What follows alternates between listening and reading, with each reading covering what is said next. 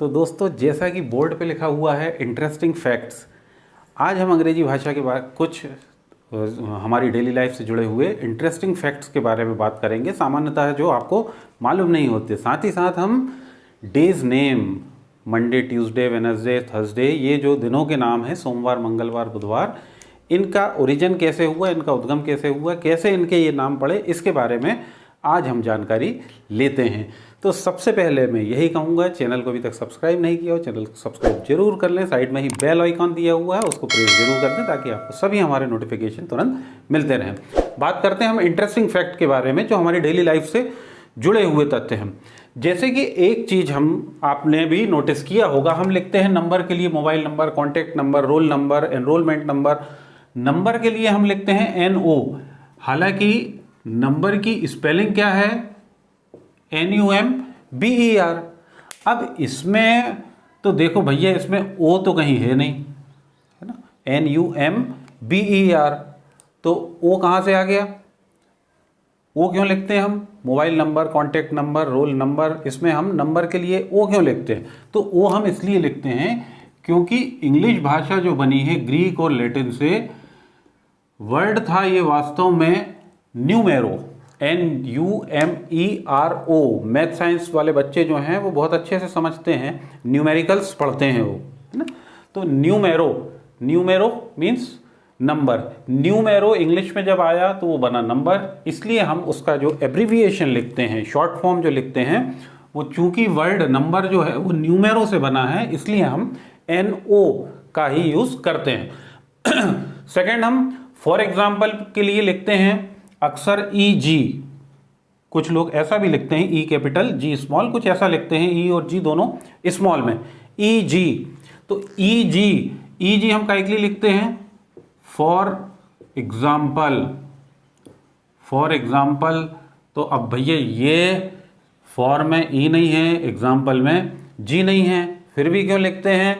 तो ये इसलिए लिखते हैं क्योंकि वर्ड जो है एग्जाम्पली ग्रेशिया, है ना, इससे बना है, एग्जाम्पली ग्रेशिया।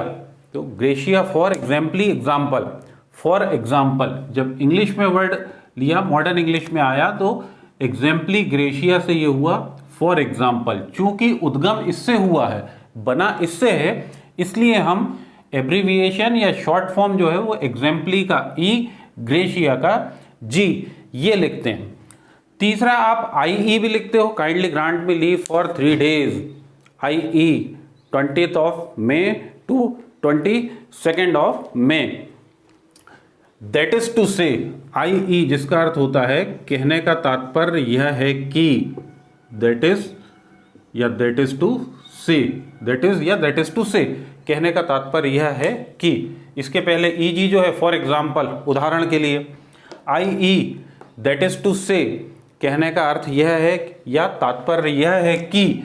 तो ये चूंकि बना है इड एस्ट, या इसको ऐसा भी यूज करते थे, इडेस्ट, इडेस्ट वर्ड से, इडेस्ट से बना है मॉडर्न इंग्लिश में दैट इज टू से। इंग्लिश भाषा जो है ग्रीक और लैटिन से बनी हुई है। ग्रीक और लैटिन के वर्ड जो लिए हैं, हालांकि इंग्लिश तो सभी लैंग्वेज के जो बहुत ज़्यादा प्रचलित शब्द होते हैं उनको अपने आप में हर साल अडॉप्ट करती है। हर साल इंग्लिश में ढेर सारे वर्ड जुड़ते जाते हैं, इसलिए इंग्लिश जो है वास्टेस्ट वोकेबलरी इसमें पाई जाती है। More than 10 lakh word, 10 lakh से ज़्यादा वर्ड इंग्लिश में पाए जाते हैं। सबसे ज़्यादा वर्ड इंग्लिश लैंग्वेज में ही है, 10 more than 10 लाख, 10 लाख से ज़्यादा। तो इडेस्ट से चूंकि ये लिया गया, इडेस्ट से बना है दैट इज टू से, इसलिए शॉर्ट फॉर्म में हम I और E यूज करते हैं। हालांकि दैट में I नहीं आता, से में E नहीं आता, पर लिखते फिर भी हम कहने का तात्पर्य यह है कि, या तात्पर्य यह है कि, तो उसके लिए IE। अब टाइम के संदर्भ में AM, PM, ठीक, AM कैपिटल में भी लिख सकते हैं इसको और स्मॉल में भी लिख सकते हैं। AM जो है, AM का फुल फॉर्म है एंटे मेरिडियम, ठीक। PM का जो है post meridiem, anti meridiem, post meridiem. Meridiem जो है वो है मध्याह्न, मध्याह्न मतलब दोपहर के 12 बजे। तो एंटे मेरिडियम मध्याह्न के पूर्व मतलब दोपहर के 12 बजे के पहले, रात के 12 से दोपहर के 12 तक AM। PM जो है पोस्ट मेरिडियम मध्याह्न के पश्चात, अर्थात दोपहर के 12 से रात के 12 तक का जो टाइम है वो है PM।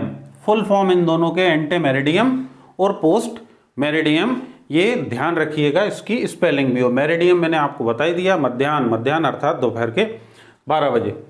ओ क्लॉक टाइम में बोलते हैं ना, 7 o'clock, 9 o'clock। अभी ओ क्लॉक क्या है? वो वाला वो नहीं है, ये चिल्ला के जो बोलते हैं ओ क्लॉक। तो ओ क्लॉक से मतलब क्या है? ओ क्लॉक है ऑफ द क्लॉक, घड़ी के बजे, ऑफ द क्लॉक। तो ये जो है ओ क्लॉक ऑफ द क्लॉक, ये 6 वर्ड, ऑल दीज 6 वर्ड जो कि हमारी डेली लाइफ से जुड़े हुए शब्द हैं, दिन में हम बहुत बार यूज़ करते हैं। NO तो सबसे ज़्यादा बार यूज़ करते हैं, है ना। तो इनका फुल फॉर्म और इनका उद्गम किन शब्दों से ये बने हुए हैं, इंग्लिश में फिर मेन वर्ड क्या था, इंग्लिश में उसका क्या हुआ और इसका एब्रीविएशन या शॉर्ट फॉर्म क्या हुआ, ये आप बिल्कुल ध्यान रखिएगा। अब अपन बात करते हैं आगे डेज नेम की। मंडे, ट्यूसडे, वेडनेसडे, इन डेज नेम की बात करते हैं, वो आपको मैं बता रहा हूँ। अब डेज नेम की बात यदि अपन करते हैं, डेज नेम, इसमें भी कुछ लोग जो है वो संडे से डे की, कुछ जगह पे संडे से डेज की स्टार्टिंग बिगनिंग मानी जाती है या शुरुआत मानी जाती है, कुछ जगह मंडे से मानी जाती है। हमारे यहाँ इंडिया में हम मंडे से डे नेम स्टार्ट जनरली मानते हैं और लास्ट में हम संडे पे आते हैं। First day Monday, moons day.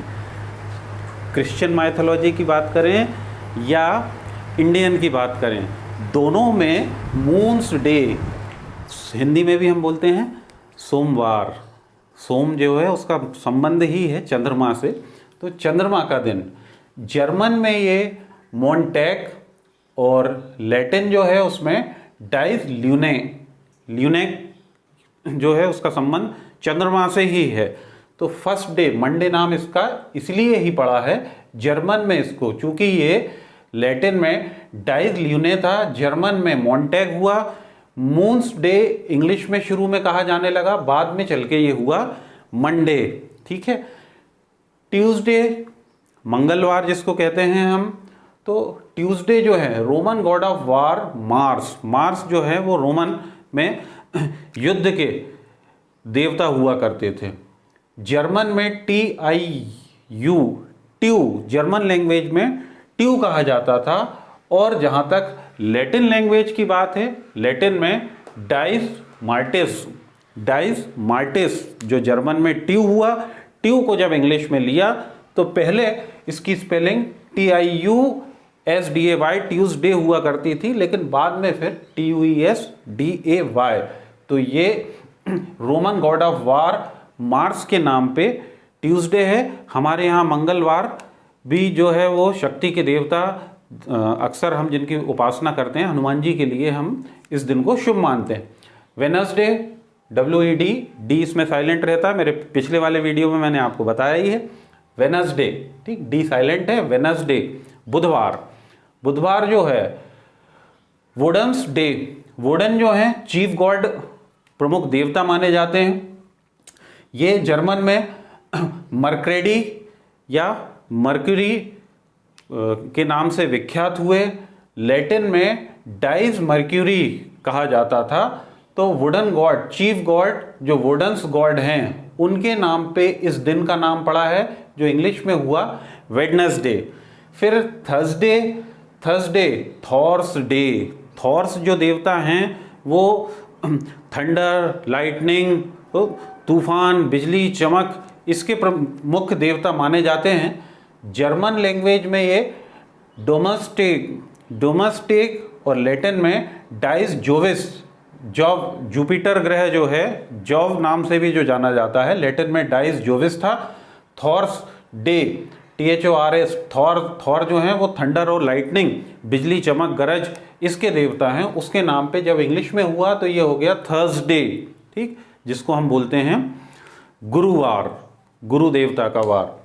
Friday, days name में फ्राइडे अकेला ऐसा है, बाकी सभी गॉड के नाम पे हैं, फ्राइडे अकेला गॉडेस देवी के नाम पे है।